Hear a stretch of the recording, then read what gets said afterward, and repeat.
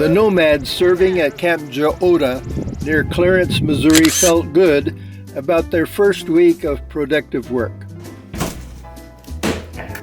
From the Oak Valley cabin, they removed old paneling.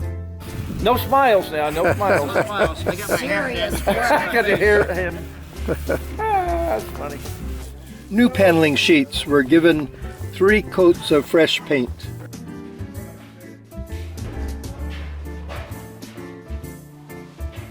The new paneling gave the cabin walls a beautiful, fresh look. The cabin still needed a lot of trim painting, and the inside painting of the entire cabin commenced. Both the Oak Valley camp and the Deer Park camp needed new flooring. The first hurdle in replacing the floors was what to do with the heavy wooden bunk beds. They were too big to fit through the doors. The only solution was to disassemble the 18 bunk beds in each cabin. This took a lot of time and effort, especially because several different screw heads were used in assembly.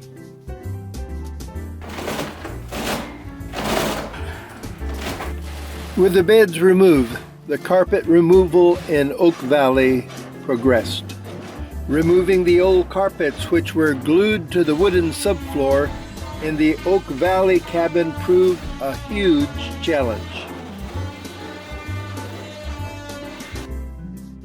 During the first week, the swimming pool cover was removed, cleaned, and put away. Work also began on the Pioneer shelter, damaged by a falling tree limb. A few new green roofing sheets were ordered. Paddle boats were inspected for needed repairs, as were picnic tables and benches scattered around the campus. The first productive week of service was celebrated Thursday night in nearby Macon at the Pear Tree Restaurant. Nomads provide free, skilled labor. They also provide their own lodging in the form of RVs and provide their own food. They are therefore sought after by church camps, children's homes, churches, and other agencies for needed repairs, remodeling, or expansion to their facilities. Ministries where nomads are invited to serve have only to provide RV hookups and needed materials. Nomads bring with them and provide most of their own equipment. Agencies contact the National Nomad Office to receive a Nomad team.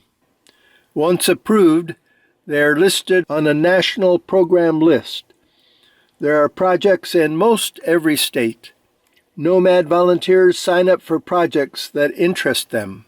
Popular project locations fill up a whole year in advance.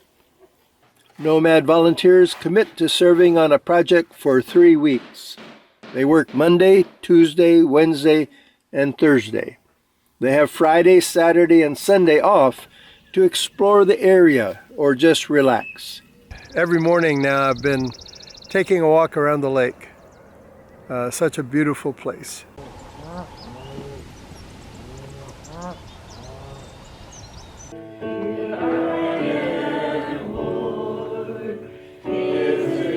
They prepare for the day ahead each morning with devotions.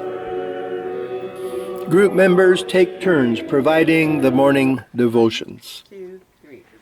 There are 15-minute breaks, morning and afternoon, with an hour off for lunch. It was through the vision and generosity of 2 women, Mrs. Johanna Riggs and Mrs. Oda Burrows, that the Camp Jo-Ota Methodist Youth Camp came into being.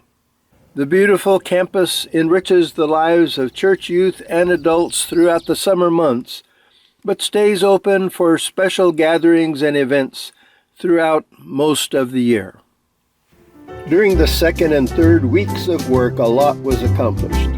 After further examination, it was decided that the carpets of the Deer Park cabin needed a good shampooing rather than needing to be replaced. The beds were reassembled. The Oak Valley cabin, however, received new floors throughout. All walls were painted. New molding was painted and installed and caulked. New electrical sockets replaced the old, and the cabin looked as good as new. Finally, the beds were reassembled with carpet strips glued to their legs so as not to scratch the new floors. The living room and kitchen area were given a bright new look. The swimming pool was emptied and cleaned. New rungs were put on a ladder in the challenge course. The paddle boats were power washed and new plugs installed. New green sheets of roofing replaced the part of the Pioneer shelter roof damaged by the falling tree limb. Our Nomads project has been so very ably led by Sarge and Maritha from Florida. Some time ago, they served as the Camp Jo-Ota camp directors. Also from Florida and serving on their first Nomads project are Vicki and Gary. After each of their spouses had passed away, Karen from New York and Russ from Florida met on a Nomads project. They now also are from Florida. Russ held the distinction of having served on the most, by far, Nomads projects of anyone on our team. Russ has been on some 60 Nomad projects scattered across the United States. Marilyn and Daryl, also on their first Nomads project, are from Marshall, Missouri. Ann and Hal are from Liberty, Missouri. I live full-time in my VW camper van with Colorado plates, where I use my son's home for an address. To the delight of the fishermen on our team, the lake proved to be bountiful and supplied fish fries for the whole group during both the second and the third weeks of work. There was also a pizza night, a burger night, and a chili and tortilla soup night. And of course, there were game nights. On Sunday mornings, team members helped fill the pews in the area churches. Every 3-week Nomads project is a little different, but they are all good experiences, and it is always a little sad when it comes time to head out to other projects scattered across the United States. My next Nomads projects are in Wyoming, Washington, Arizona, Florida, and Georgia. You can learn more about joining a Nomads project by going to methodistnomads.org.